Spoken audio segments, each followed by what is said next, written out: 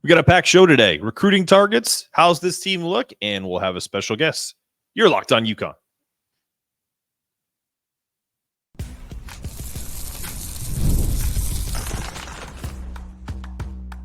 You are Locked On UConn, your daily podcast on the UConn Huskies.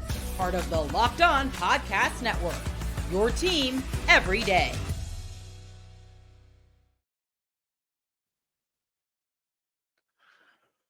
Thanks for making Locked On UConn your first listen every day. We are free and available wherever you get your podcasts and on YouTube as part of the Locked On Podcast Network, your team every day. A little housekeeping, YouTube support continues to be amazing. I'd love to have all my subscribers download the audio version as well.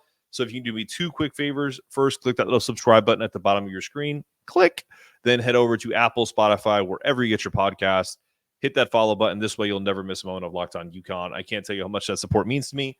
It's everything. If you're tuning in from your car, once that show is over and you're an audio listener, give us a 5-star review. Give us a 5-star review on Spotify, Apple, wherever you get your podcast, right? This helps us get people interested in more UConn content. Today's episode is brought to you by Game Time. Download the Game Time app, create an account, and use the code LOCKEDONCollege for $20 off your first purchase. Terms apply.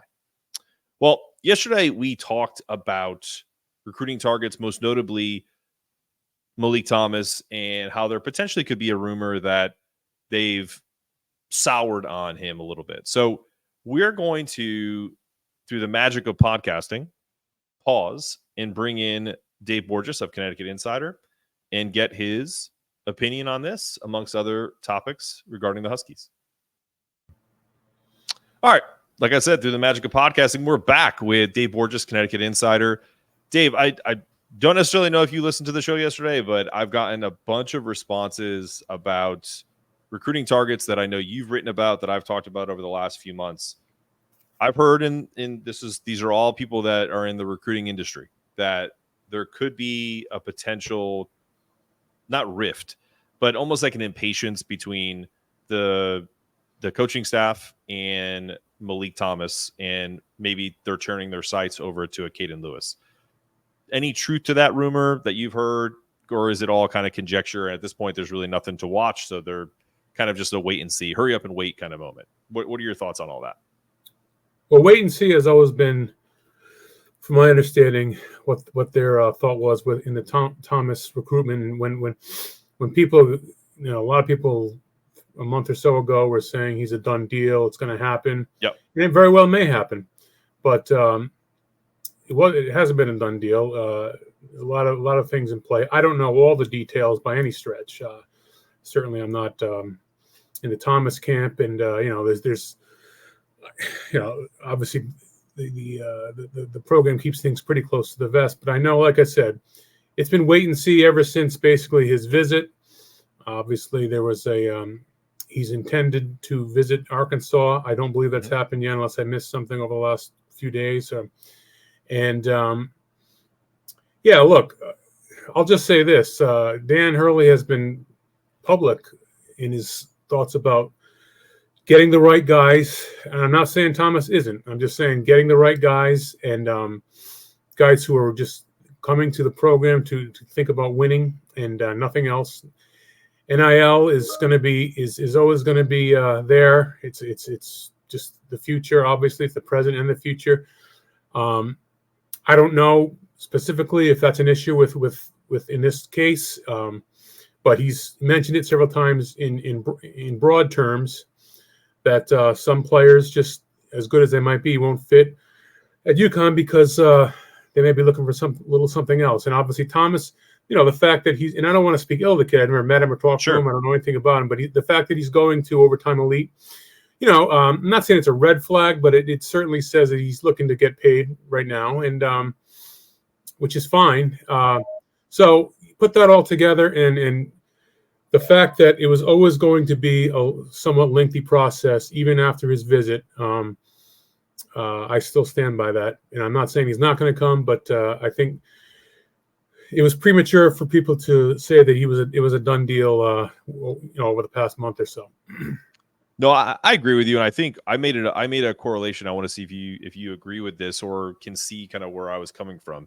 If you go back to when before we even met and started doing a few of these shows together, I did a show on the transfer portal, a lot of them actually, and during that transfer portal saga, if you will, there was a debate online just in terms of who the targets were. Kobe Brea, Aiden Mahaney, both visited. Eventually, obviously, Aiden is here.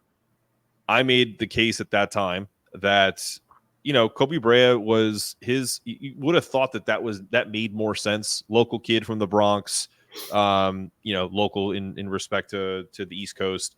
And, there were reports on his side that he was looking for, he's a 5th-year senior for kind of a final payday, if you will, right, in this new world.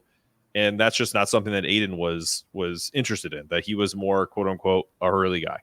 And it feels like this could be a similar process. So I don't know if you comment on that, if you think that's just conjecture as well. I'm just curious. It's possible. Again, just in broad terms, there's no doubt that UConn has NIL money, probably as much as any team, if not more, in the Big East. Although I know Villanova has a pretty big pot these days, and I think St. John's just got a big boost from a donor. But I think UConn is more than competitive in terms of Big East teams. Probably not as competitive as some of the Power 5 programs like their Kentuckys and Arkansas and a lot of others. But certainly they have money to throw around. But they don't. Like I said, Dan Hurley doesn't want to do that. He doesn't want to get into a situation where a kid comes in and one of the first things he asks about is NIL. If that happens, you can almost guarantee that no matter how talented the kid is, he's probably not going to end up a Husky. Again, broad terms, I have no idea if that's actually what happened in this particular instance, but it's possible that's somewhat an issue. I don't know for sure. You look at.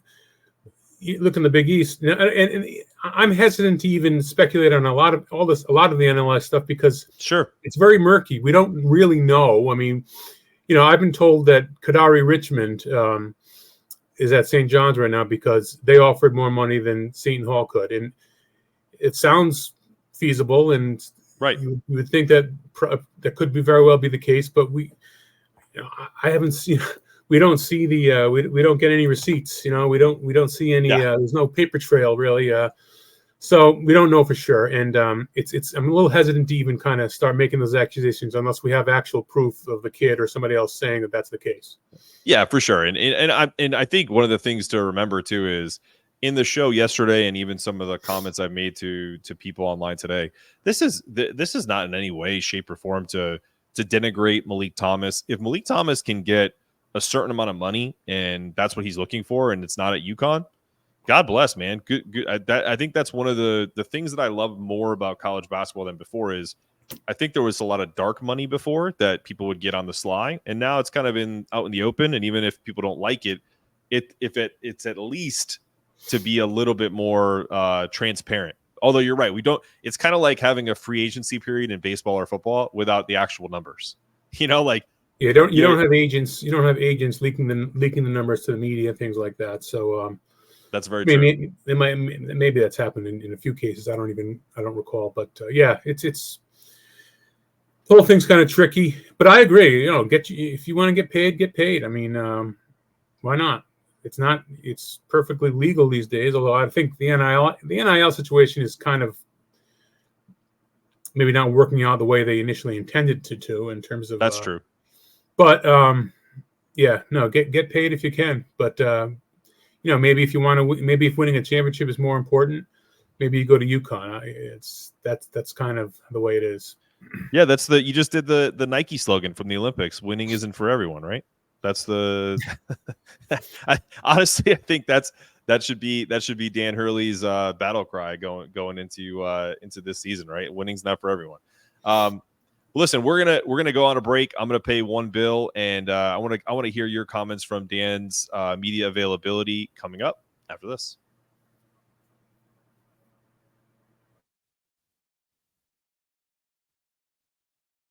Summer in baseball, there's nothing like it. I remember catching a game last summer, and the energy was electric. If you're like me and love hitting up Major League Baseball games, Game Time is the app you need. It's the official ticket marking place of Major League Baseball.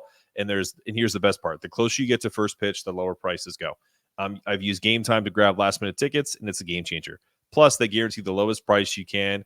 Know that you're going to get the best deal, and they have that seat view. It's fantastic. So take the guesswork out of buying tickets. Download the Game Time app, create an account, and use the code LOCKEDONCollege for $20 off your first purchase. Trust me, you don't want to miss out. Game Time, last minute tickets, lowest price guaranteed. All right, we're back with Dave Borges, Connecticut Insider. So I watched all of the media availability while holding my 18-month-old son. So he was trying to slap Dan Hurley as you guys were asking him questions. So I want to ask you this question. I love how he interacts with you guys. I think first off, I think he does an incredible job of answering specific but general at the same time. You made a comment that we're going to love Terrace Reed, and I read some stuff about him too. I want you to give me your overall impression of what you've seen so far in like open practice, kind of play, not necessarily on the beat side, but just almost like as if you're a coach. Like what do you see so far? We've had Joe Arudon, we've had some other people who were actually at the practice that we're really impressed with. Isaiah Abraham, Ahmad Noel. Are there guys that have stood out to you similar, or do you see it from a different perspective? I'm sorry. Are you asking specifically about Terrace Reed or just the team in general? Just the team in general, just if Terrace pops out, or if there's others that have really caught your eye. Yeah, the only thing we've seen has been that open practice a couple of weeks ago. We don't get into practices anymore, which is a little bit disappointing, but that's a whole other subject. So we saw what the 3,000 or 4,000. I thought it seemed like more than that to me, but 3,000 or 4,000 people at Gamble that day saw. Well, Terrace Reed, by the way, was not there. He had a death in the family, so he was not at that open practice. So I have not seen him play yet since he transferred to UConn. The interesting thing, and I wrote about this afterwards, the kind of like the most dynamic plays of that open practice, and this doesn't necessarily mean that A, they're going to be key players, or B, that they're the best players on the team. But Jaden Ross with some great blocks. He blocked Samson Johnson at the rim on a dunk attempt. You don't see that very often. And he had a nice alley-oop dunk as well. Isaiah Abraham certainly looked athletic, bouncy, energetic. Had a big dunk as well. Or he might have he did have a dunk. I think Ross tossed it up to him for the alley-oop. Yusuf Singari, who really was pretty much the last man on the bench in terms of scholarship guys last year, and figures to be pretty much buried this year too, most likely. He blocked poor Samson at obviously got blocked a couple times. He blocked a Samson Johnson 3-point attempt, picked up the loose ball, threw it behind his back to Abraham, I believe, for a dunk. So 2 or 3 guys that weren't maybe expected to see much playing time this year stood out with some of the most dynamic plays. And I think Jaden Ross has a chance to break into the rotation. And he plays good defense. He's also very bouncy, energetic. See if he can hit some, 3-point shots. Well, that remains to be seen. But a guy like him, you might not be able to keep him off the court because of his enthusiasm. And I think Isaiah Abraham is kind of a similar player. In fact, he's known as a defensive stalwart who was guarded the top player in high school, playing very competitive schedule with St. Paul the 6th and in Virginia. So, those kind of guys stood out. Then, Alex Caravan shot the ball well. Liam McNeely shot the ball well. We kind of expect those type of things. So, in the hour or so we were allowed to see them, half of it was more or less warm-ups and practice stuff. Those guys stood out. But what really kind of stood out the most, I would say, is just the whole team. And I know it's August, and I know it's just a scrimmage, but the whole team really looked connected, athletic, and just good. They didn't look rusty. Yeah. They looked like Dan even said that, and I thought of it while they're doing it. He said we're ready to go play a game tomorrow, a real game. I think he said that actually after the final practice, but that's what it looked like to me. Do you think that part of his his whole to use a Jim Calhoun term, his shtick, is creating this culture, like gamifying everything. I've seen pictures of them, with the competition of like who finishes first, second, third. Do you think that's part of how quickly he's able to mesh some of these guys together with the old and the new? Or do you think it's just all encompassing that these guys are just really talented? And, for the most part, he's got 8 guys returning, 7, 8 guys returning. So there's only been 3 newbies. Do you think it's a mixture of both or something different? I think it's a mixture. I think, again, because he's recruiting the right type of guys who want to come in and work and give 110% every day in practice. I think that's a big thing, and that's why they were able to mesh. I think the fact that guys are willing to sacrifice statistical things, roles. We saw it with Steph Castle last year, even Donovan Clingan as well, not taking 3-pointers when that could have been something that could have marketed himself a lot better. Steph was more or less played off the ball quite a bit when he really wants to be and is a point guard. We had Taris Reed telling us how he's perfectly willing to and understands that he's going to share time with Samson Johnson at the 5, and that's why he's here. I think the same thing with the other new guys, the freshmen. I think that's maybe the biggest thing. But yeah, Dan he fosters a very competitive environment, so those type of things throughout the summer, guys trying to attain certain goals, that's big too. But and it's just the way he runs things. They relate to him. He's got the proven successful track record. It all blends together, but it starts off with having the right coach and the right type of players and the right type of returning players like Alex Caraban and Hassan Diarra, who are just leaders who are going to keep everyone in line as well. I caught one nugget at media availability, and I could almost hear you were there. So you tell me if I'm reading too much into this. Dan was asked about, I don't know who said it, but a colleague of yours mentioned, do you guys give them, the question to Dan was, do you guys give them, tips or things to kind of work on when they go away for these 2 weeks or whatever it is? And you could hear the disdain when he talks about, yeah, we give them some stuff, but sometimes they work with their trainers. That was kind of yeah, go ahead. No, I think that was mostly a reference to Liam McNeely, who when they went home for 4th of July, they probably just for a few days, he went back to his Texas home and he sprained his ankle pretty badly. And yep, I guess he said it was just during workouts and individual. According to Liam, I think it was just his individual workout. But Dan, even at the time, kind of scoffed and said, "What did he trip over a cone? I mean, what's going on?" And that's kind of what he meant, I think. That's kind of, but yeah, UConn players aren't away from UConn a lot during the year, and I think that's Dan Hurley wants that because he, not that this is something that's going to affect this team in particular, or even the last couple that obviously hasn't, but there's always people, there's voices saying, "Hey, you're not going to be playing this. You're not playing. Why don't you transfer? Get out of there."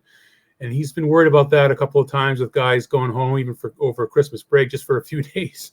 Which is all they pretty much get. So, yeah, Dan likes to worry, and that's what makes him great. But he likes having them on campus and under his thumb, so to speak, and not, no outside influences really causing too much problems. Yeah, no, I caught that nugget, and I feel like Dan and I are a kindred spirit because the worrying is right there, right in the forefront of the mind. I love that. It's a good insight. But you did say, I think you said it in a tweet that UConn fans are going to love Taris Reed. Tell me why. Is he when you say he's recruiting the right guys, I think people understand. I think part of it is, and there was something about Isaiah Abraham, similar thing, that he's a UConn guy. Like, what does that mean to you in the Dan Hurley guys, like in his thought process? Yeah, again, team first, program first, putting individual goals aside, sacrificing for the team, wanting to win, that winning being the most important thing, working hard every day. And these sound like cliches, but and they are cliches because sometimes they're used for players who don't necessarily really do those kind of things. But it seems like these guys do for the most part, and we've seen it with past guys.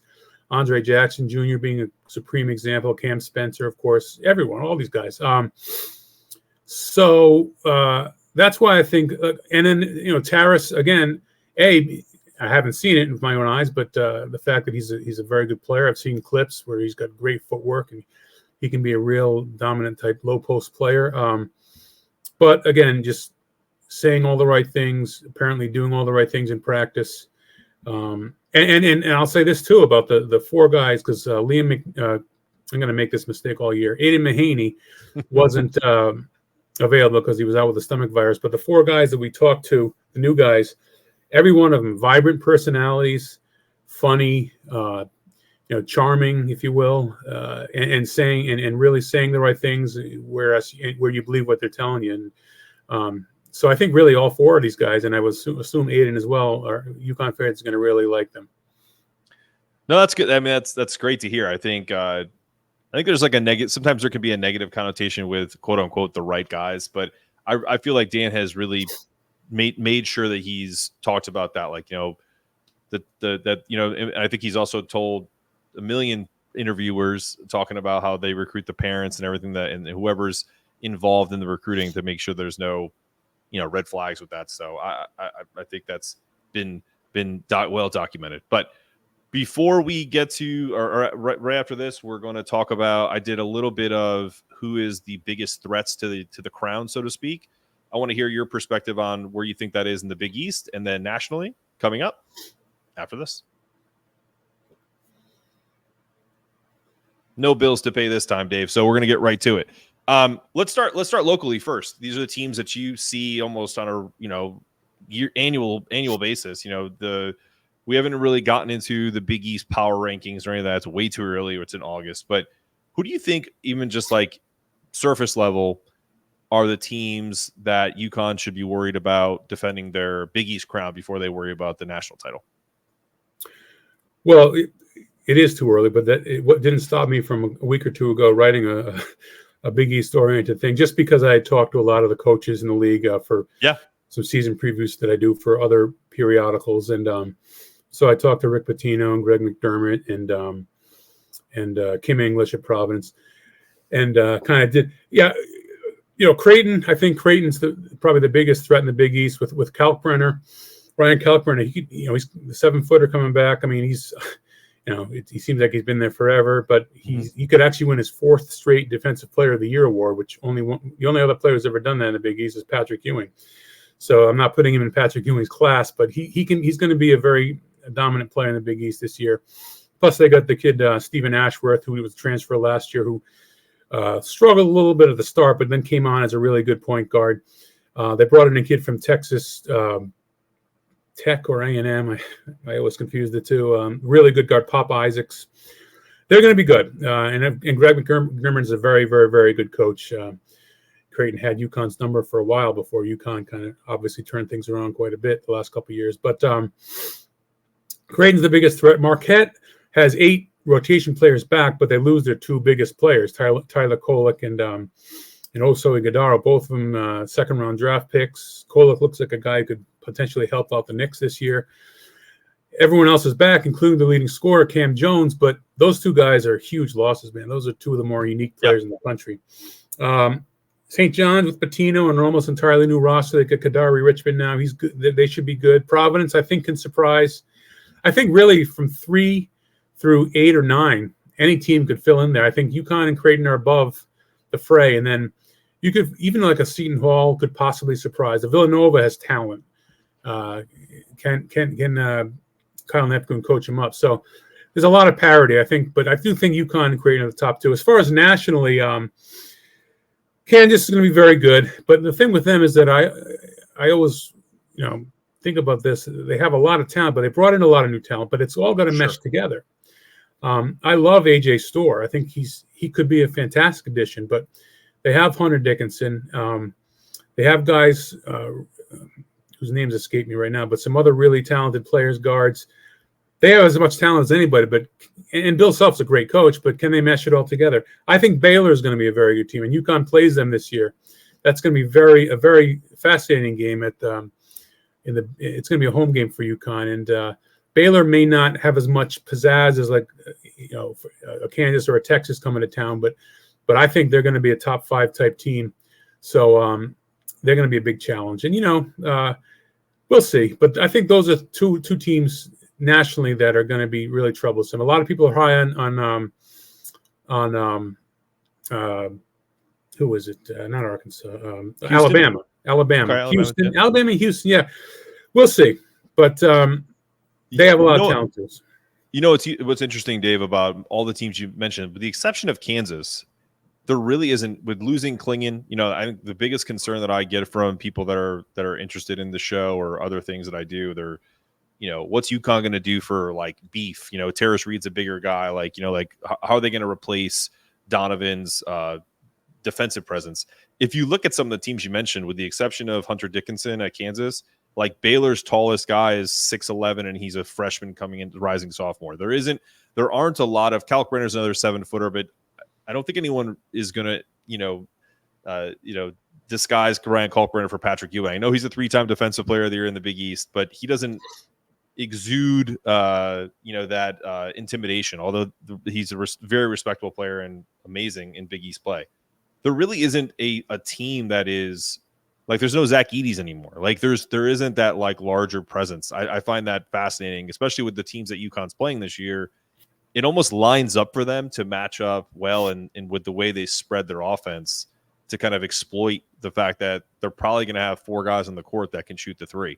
I wonder if that's a Dan Hurley by design, or if that's just, luck, to be honest. Well, probably a little luck. I mean, I'm sure if there was a really great 7-footer out there, UConn might have made a bid to recruit him or bring him over in the transfer portal or whatever. But yeah, a lot of these big centers that were around for a long time are gone now. Baycott from North Carolina.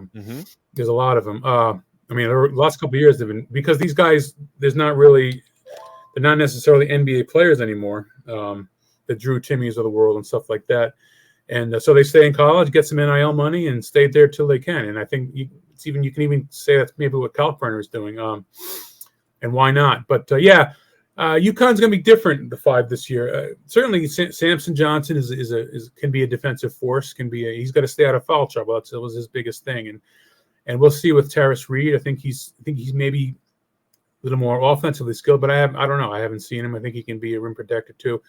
But it's not as big of an issue yet this year. And I think the other thing with UConn too that I should say is that, if you look at what they lost and what they have coming back in terms of not necessarily not talent, but just youth and inexperience, you could make a case that they're not the number 1 team in the country. A team with the talent of Kansas or the experience of Alabama or Houston or Baylor might rank ahead of them. But to me, I think Dan Hurley has earned the benefit of the doubt that he's gonna make it all work again. And these kids are talented and they're young, but I think that you see a guy like Jalen Stewart rise up this year. I do think McNeely will be a major player, and obviously Caravan. I think Diarra might be a guy who could push for maybe Big East, all Big East this year if he plays as well as he can. So I just think, to me, on paper maybe not, but I think I'm giving Hurley the benefit of the doubt. And when I come out with my AP top 25 preseason, I'm pretty sure I will have UConn number 1. And call it homerism, but it's really not. It's just seeing what I've seen the last couple of years. Dave, people can call me a homer. I do a strict UConn podcast. Like that is I am happy to call myself a homer. But if I was doing an Alabama football podcast and they wanted back-to-back national championships and they still had Nick Saban, I'm ranking them number 1 going into the 3rd year too. Like there is such a gap from what UConn has done from a coaching perspective that everything that you just said, to giving them the benefit of the doubt with the fact that they have young players, that they kept the 4 rising sophomores outside of Steph Castle that are going to contribute this year, brought another top 10 class. The schedule is going to be challenging again. This team deserves the benefit of the doubt to be number 1 to start, and then we'll see what happens. Chips fall where they may. But look, I appreciate you being on as always. I'm gonna let you go and enjoy the rest of your day. I appreciate you coming on and giving me a little bit of recruiting, all the stuff you guys do on media availability. So let me close out the show, and then we'll close out Dave Borges for Locked On UConn. Listen, guys, thanks for making Locked On UConn the first listen of the day. For the second listen, enjoy Locked On College Football. Spencer McLaughlin gets you ready for exciting season on the gridiron, conference realignment, transfer portal, everything that has to do with college football. Locked On College Football is available on YouTube, wherever you get your podcast, part of the Locked On Podcast Network, your team every day. This has been another episode of Locked On UConn. For Dave Borges, I'm your host, Mark Zanetto, asking you to stay locked in, stay connected, make sure that toughness meter is always rising, and as always, go Huskies.